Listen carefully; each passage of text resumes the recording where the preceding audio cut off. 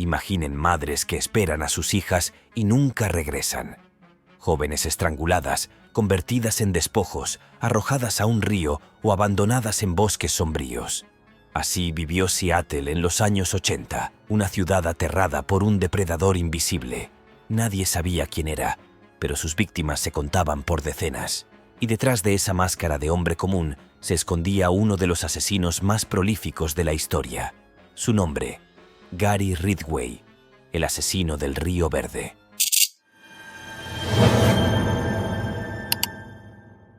Para comprender cómo un hombre de apariencia tan común logró convertirse en el asesino serial más prolífico de su país, es necesario retroceder en el tiempo y analizar los cimientos de su vida. Gary Leon Ridgway nació el 18 de febrero de 1949 en Salt Lake City, Utah, en el seno de una familia marcada por tensiones y contradicciones. Su infancia estuvo lejos de ser idílica. Su padre, Thomas Ridgway, era un hombre reservado, trabajador, empleado en una empresa de autobuses, pero con una profunda frustración acumulada por la monotonía de su vida. En cambio, su madre, Mary Rita, ejercía una influencia mucho más intensa y dominante sobre él. Era una mujer severa de carácter fuerte, obsesionada con la limpieza y con mantener un control férreo dentro del hogar. Esa figura materna lo marcaría profundamente, y no de la manera más sana. Desde temprana edad, Gary mostró señales preocupantes. Su desarrollo intelectual era limitado. Llegó a la adolescencia con un coeficiente apenas por encima de los 80, lo que lo colocaba en el rango más bajo de la media. En la escuela se le veía como un niño extraño, retraído, con dificultades para leer y escribir. Muchos de sus compañeros lo consideraban un marginado, y no tardaron en convertirse en sus verdugos, acosándolo y humillándolo constantemente. A nivel emocional, la relación con su madre fue determinante. Ella lo dominaba, lo reprendía, incluso lo avergonzaba en situaciones íntimas. Gary recordaba a su madre con un odio visceral mezclado con una atracción reprimida hacia ella. Estos recuerdos perturbadores, cargados de tensión y humillación, formaron una mezcla explosiva que moldearía su visión de las mujeres en los años posteriores. El hogar de los Ridgway tampoco ofrecía refugio. Thomas, su padre, solía relatar historias sobre trabajadores sexuales que encontraba durante su ruta como conductor de autobuses.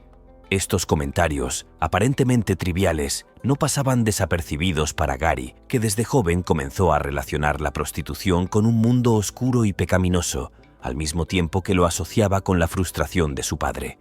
Este caldo de cultivo de violencia contenida, represión sexual y sentimientos de inferioridad fue moldeando poco a poco a un muchacho que pronto revelaría conductas inquietantes. Una de esas señales apareció cuando Gary tenía 16 años. Él atacó a un niño de apenas 6. Lo llevó a un bosque cercano, lo apuñaló en el estómago y lo dejó allí creyendo que iba a morir. Sorprendentemente, el niño sobrevivió y logró recuperarse en el hospital. Cuando fue interrogado, Ridgway mostró una frialdad inquietante. Confesó que quería saber cómo se sentía apuñalar a alguien. Este hecho lo llevó a ser evaluado por psicólogos, quienes ya en ese entonces lo describieron como un joven con problemas de adaptación social y tendencia a la violencia. Sin embargo, el sistema no lo consideró un peligro a largo plazo y lo dejaron en libertad bajo la tutela de su familia. A pesar de sus limitaciones intelectuales y emocionales, Gary logró graduarse de la escuela secundaria en 1969. Sin grandes perspectivas de futuro, se enlistó en la Marina de los Estados Unidos y fue enviado a Vietnam, donde sirvió como especialista en reparaciones. Su paso por el ejército no dejó grandes méritos, pero sí marcó un antes y un después en sus costumbres. Durante su estadía en Asia, se volvió un cliente habitual de prostitutas, desarrollando un patrón de conducta que lo acompañaría toda su vida.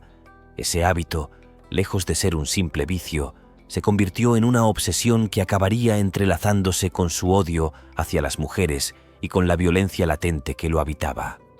Después de regresar de Vietnam, Ridgway parecía decidido a construir la vida que siempre había anhelado: un trabajo estable, familia y una rutina tranquila que le permitiera escapar de la sensación de fracaso que lo perseguía desde niño.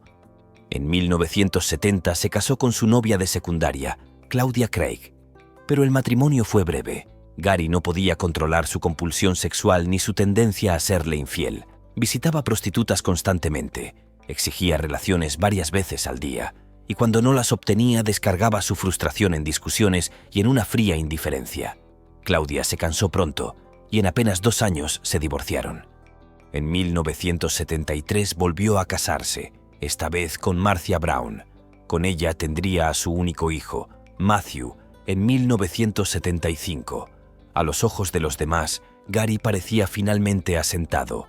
Trabajaba de pintor en la fábrica de camiones Kenworth, jugaba con su hijo en el jardín, saludaba con amabilidad a los vecinos y acudía con regularidad a la iglesia bautista local. No solo asistía, sino que participaba activamente. Repartía panfletos, invitaba a conocidos a los servicios y se mostraba como un hombre creyente. Esa fachada religiosa, sumada a su perfil de trabajador constante y padre presente, sería una de sus mejores máscaras. La realidad era muy distinta. Gary vivía consumido por una necesidad sexual incontrolable. Pasaba horas recorriendo los barrios rojos de Seattle buscando prostitutas. El sexo con su esposa nunca era suficiente. La compulsión se mezclaba con un odio profundo hacia las mismas mujeres a las que deseaba. Por un lado, las buscaba para satisfacer sus impulsos. Por el otro, las despreciaba y sentía que debía castigarlas por corromper su vida. Con Marcia las discusiones eran cada vez más violentas. Ella lo acusaba de ser infiel y de tener una conducta obsesiva. Él respondía con frialdad, negando o minimizando sus problemas. Finalmente, el matrimonio se desmoronó y se divorciaron en 1981. Libre de cualquier atadura y consumido por sus fantasías de control, Ridgway se encontraba al borde del abismo. Un año más tarde cruzaría la línea entre la obsesión y el asesinato. El 15 de julio de 1982, el apacible cauce del río Green reveló el inicio de una pesadilla. Ese día, el cuerpo de Wendy Lee Caulfield, una adolescente de apenas 16 años, apareció flotando entre las aguas. Había sido estrangulada y arrojada al río como si su vida careciera de valor. Menos de un mes después, el 12 de agosto, la policía recuperó el cadáver de Debra Bonner, una joven de 23 años que ejercía el trabajo sexual en las calles de Seattle. Ella también había sido estrangulada, confirmando que la tragedia no era un hecho aislado. El 15 de agosto, el río devolvió 3 cuerpos más. Marcia Faye Chapman, de 31 años y madre de 3 hijos. Su amiga cercana Cynthia Jean Hines, de 17. Y Opal Charmaine Mills, de 16, quien había salido a encontrarse con unas amigas y jamás regresó a casa. Todas habían sido estranguladas y abandonadas en la orilla, una escena tan escalofriante que incluso los agentes más experimentados quedaron marcados de por vida. 5 mujeres en apenas un mes. Todas jóvenes, vulnerables y víctimas de un mismo asesino que cazaba en silencio. Fue entonces cuando la policía y los medios comprendieron la magnitud de lo que enfrentaban. Seattle estaba bajo el acecho de un asesino serial, y lo bautizaron con un nombre que pronto sembraría terror en todo el país: el asesino del Río Verde. El método de Ridgway era siempre el mismo. Conducía su camioneta pick-up por las zonas donde trabajaban las prostitutas y las abordaba con una propuesta aparentemente sencilla: dinero a cambio de sexo. Una vez que las convencía de subir al vehículo, las llevaba a lugares apartados como bosques, descampados o la orilla del río. Allí las estrangulaba con sus propias manos o con cualquier objeto como un cordón, una cuerda e incluso la ropa interior de ellas. Después, abandonaba los cuerpos en áreas boscosas o el río, muchas veces en grupos como si fueran desechos. En ocasiones regresaba días después para mantener relaciones sexuales con los cadáveres, lo que evidenciaba no solo su sadismo, sino también su necesidad de control absoluto sobre la vida y la muerte de sus víctimas. En 1983, cuando los cadáveres ya se acumulaban, las autoridades formaron el Green River Task Force, un equipo especial de decenas de investigadores dedicados exclusivamente al caso, quienes no tardaron en toparse con Gary Ridgway. Su nombre surgió porque varias prostitutas lo habían señalado como un cliente frecuente, Algunas incluso lo describían como un hombre agresivo. Además, era visto en las zonas donde desaparecían mujeres y con base en esas descripciones, la policía difundió un retrato hablado del posible asesino. El boceto mostraba a un hombre blanco, de cabello oscuro y expresión anodina. Ese mismo año fue interrogado por primera vez, pero él se mostró calmado, cooperador y hasta servicial. Admitió abiertamente que contrataba prostitutas, pero lo justificaba como una debilidad personal. Afirmaba que en realidad lo hacía porque intentaba predicarles la palabra de Dios y convencerlas de dejar esa vida. Su historia parecía encajar con su perfil de hombre religioso y trabajador. Los detectives no tenían pruebas sólidas en su contra, y tras el interrogatorio lo dejaron libre.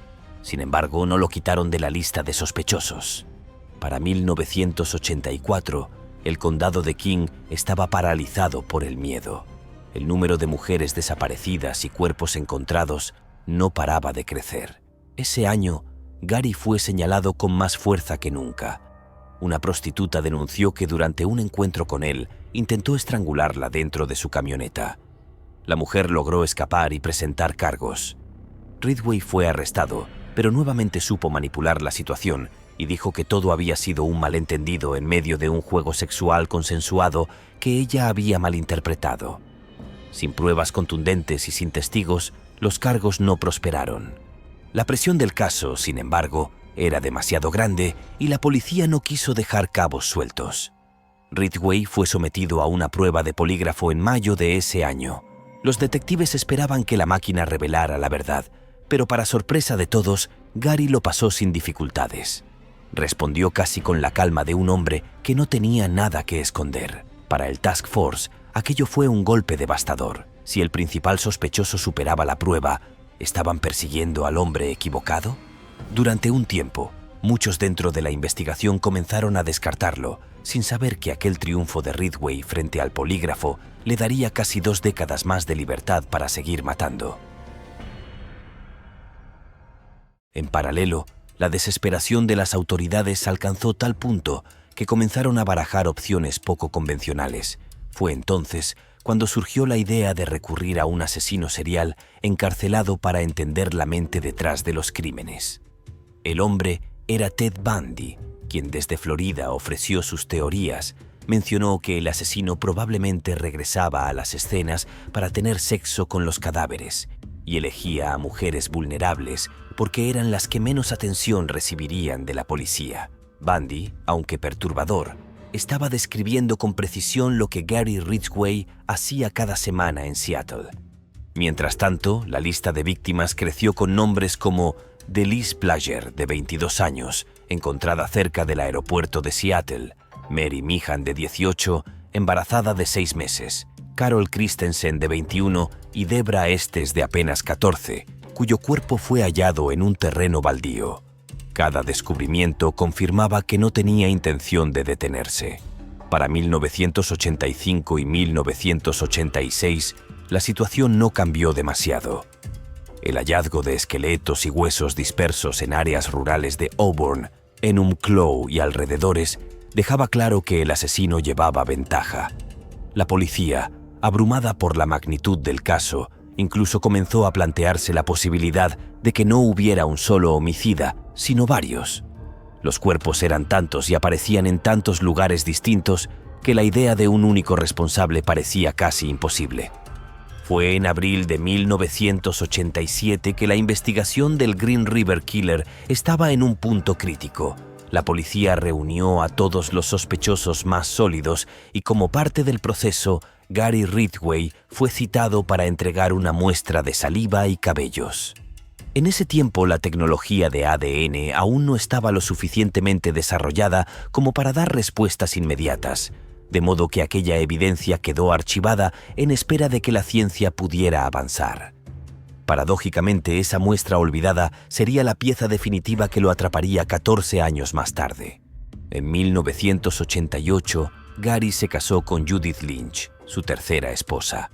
Para ella, Ridgway era un hombre atento, cariñoso y trabajador, alguien que parecía brindarle la estabilidad que siempre había buscado. Judith nunca sospechó nada. De hecho, años después afirmaría que en todos los años que vivió a su lado, jamás lo vio levantar la voz ni mostrar un comportamiento agresivo en casa. Durante la primera mitad de la década de 1990, el caso del asesino del Río Verde entró en una etapa de silencio inquietante. El número de cadáveres hallados disminuyó de forma considerable, no porque Ridgway hubiese dejado de matar, sino porque su vida matrimonial y laboral absorbía gran parte de su tiempo, además de haber perfeccionado sus métodos. Ya no abandonaba los cuerpos en lugares fáciles de encontrar. Ahora los escondía en zonas mucho más remotas o los enterraba, lo que retrasaba el hallazgo de los restos. En consecuencia, algunas mujeres desaparecieron y jamás fueron encontradas, mientras que otras aparecieron años después, en un estado de descomposición tan avanzado que resultaba casi imposible confirmar si se trataba de nuevas víctimas o de mujeres desaparecidas tiempo atrás. Para 1997, el caso del asesino del Río Verde parecía condenado al olvido. Sin embargo, ese mismo año un cambio silencioso comenzó a gestarse en los laboratorios forenses. La tecnología de análisis de ADN había avanzado lo suficiente como para trabajar con evidencias que antes resultaban inservibles. En los archivos del condado de King había una pieza clave guardada desde 1987, la muestra de saliva y cabellos que Gary Ridgway había entregado cuando fue interrogado como sospechoso. Entre 1998 y 1999, los laboratorios retomaron varias pruebas de las escenas de los crímenes. Restos de semen, fibras y cabellos fueron reexaminados con las nuevas técnicas. De ese trabajo meticuloso y silencioso comenzaron a surgir perfiles genéticos que antes era imposible obtener. En el año 2000 llegó la revelación. Los fluidos hallados en los cuerpos de varias víctimas coincidían con la muestra de Ridgway archivada 13 años atrás. Por primera vez en casi 2 décadas, existía una prueba científica y concluyente que lo señalaba directamente. Desde ese momento, dejó de ser un simple nombre en los archivos para convertirse en el principal objetivo de la investigación. Finalmente, el 30 de noviembre de 2001, a la edad de 52 años, fue detenido mientras salía de su trabajo en la planta Kenworth. Tras su arresto, fue interrogado durante horas. Al principio negó cualquier implicación, pero las pruebas eran imposibles de refutar. En diciembre de ese mismo año, fue acusado formalmente de 4 asesinatos: Marcia Chapman, Opal Mills, Cynthia Hines y Carol Christensen, todos con coincidencias genéticas infalibles. Durante 2002 y 2003, el caso se convirtió en un espectáculo mediático. La fiscalía planeaba llevarlo a juicio y solicitar la pena de muerte, pero en un giro inesperado se abrió otra posibilidad: un acuerdo. Los fiscales le ofrecieron salvarse de la inyección letal si confesaba y colaboraba en la recuperación de las víctimas desaparecidas, algo que indudablemente Ridgway aceptó. Desde entonces, comenzó a acompañar a los investigadores a los bosques y parajes donde había escondido cuerpos, relatando con frialdad cómo elegía, atacaba y abandonaba a sus víctimas. Gracias a esa colaboración, se localizaron restos que habían permanecido décadas ocultos, permitiendo que varias familias pudieran al fin enterrar a sus seres queridos. El 5 de noviembre de 2003, Gary Ridgway se declaró culpable de 48 asesinatos, en lo que se convirtió en una de las confesiones más impactantes de la historia criminal de Estados Unidos. Durante el proceso judicial, cuando los familiares de las víctimas leyeron sus declaraciones cargadas de dolor y rabia, Ridgway sorprendió a todos al romper en llanto.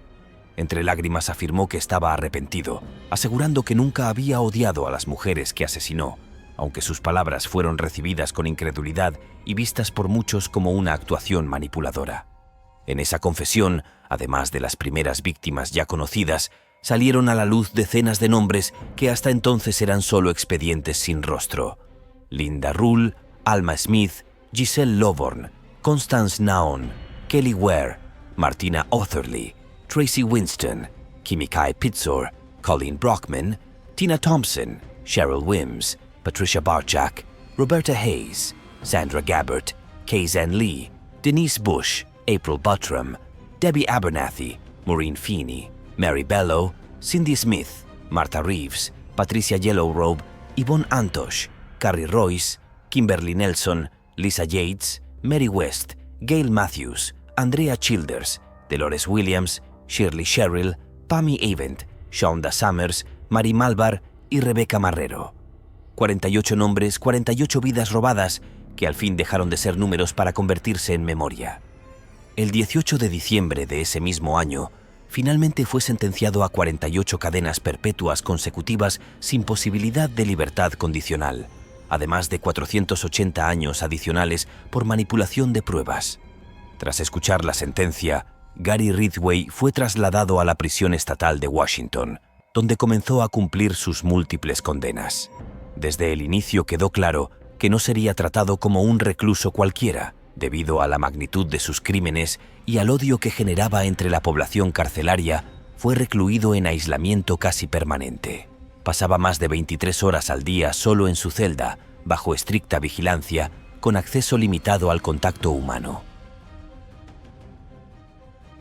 Ridgway se mostró cooperador con las autoridades en los primeros años de su encarcelamiento. A menudo aceptaba entrevistas controladas con psicólogos y criminólogos y continuó revelando detalles de algunos crímenes no esclarecidos, aunque nunca fue posible comprobar todos sus relatos. En varias ocasiones afirmó que ni siquiera recordaba con exactitud el número de mujeres que había asesinado, sugiriendo que podrían ser más de 70. En prisión, por un lado mantenía una rutina tranquila, leía la Biblia, trabajaba en pequeñas labores asignadas y se mostraba cortés con los guardias. Por otro, cada vez que hablaba sobre sus crímenes, lo hacía sin remordimiento, describiendo a sus víctimas como si fueran simples objetos. Esa frialdad alimentó aún más la repulsión pública hacia él. Su tercera esposa, Judith Lynch, solicitó el divorcio tras su confesión en 2003, destrozada al descubrir la doble vida del hombre que creyó ejemplar. Desde entonces, Ridgway pasó sus días en la cárcel completamente solo, sin visitas frecuentes ni familiares cercanos que lo apoyaran. Hasta hoy, Gary sigue vivo, encerrado en la prisión de Walla Walla, en Washington, cumpliendo sus múltiples cadenas perpetuas. Su nombre quedó marcado para siempre como el del asesino serial más prolífico de Estados Unidos, un hombre que escondió detrás de una vida aparentemente normal a un depredador capaz de convertir las calles en su cacería personal. Pero no todos los asesinos se esconden tras la mediocridad. Algunos son diferentes, más inteligentes, perversos y mucho más conscientes de lo que hacen. El próximo caso nos llevará a la mente de un gigante de 2 metros, un hombre que asesinó con sus propias manos a su familia, jóvenes inocentes, y que llegó incluso a ayudar a la policía a perfilar a otros asesinos seriales. Edmund Kemper, el Co-Ed Killer. Haz clic al video en pantalla. No olviden suscribirse y activar la campanita.